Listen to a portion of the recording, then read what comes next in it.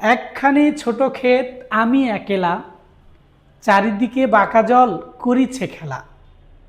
পরপারে দেখি আঁকা, তরু ছায়া মসি মাখা। গ্রামখানি মেঘে ঢাকা, প্রভাত বেলা। এপারেতে ছোট ক্ষেত আমি একেলা। প্রিয় শিক্ষার্থী, সবাইকে শুভেচ্ছা। আমি যে কবিতার কিছু অংশবিশেষ আবৃত্তি করলাম, এখান থেকে আপনাদের কাছে একটা ছোট্ট প্রশ্ন, সেটা হলো, আমরা দেখতে পাচ্ছি এখানে গ্রামখানি, এই কবিতায় এই অংশে গ্রামখানি এটা একবচন নাকি বহুবচন?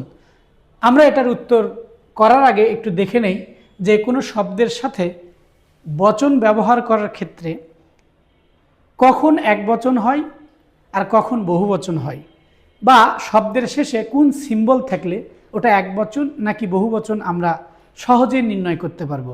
কোনো শব্দের শেষে যদি আমরা দেখতে পাই টি, টা, খানা, খানি, গাছা, গাছি এগুলো থাকে, তাহলে সেটা একবচন।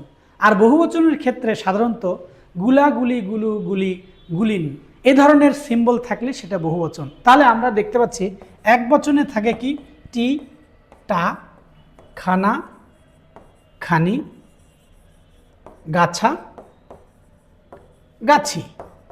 তাহলে আমরা দেখতে পাচ্ছি এখানে টি, টা, খানা, খানি, গাছা, গাছি, এখানে আমরা দেখতে পাচ্ছি গ্রামের কাছাকাছি কি আছে, খানি শব্দটা ব্যবহার হয়েছে। এই জন্য এই গ্রামখানি শব্দটা কিন্তু একবচন। তাই একবচন আমরা যেহেতু নির্ণয় করতে পেরেছি, আরেকটা তথ্য দেই, আমরা সাধারণত কবিতার ক্ষেত্রে খানা ব্যবহার না করে আমরা কিন্তু খানি শব্দটা ব্যবহার করি।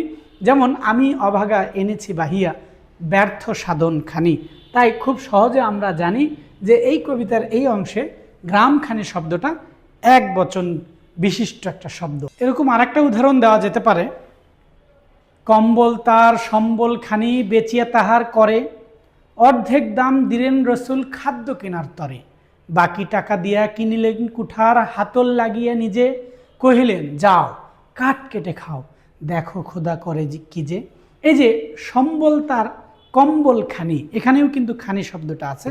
সবাইকে অসংখ্য ধন্যবাদ।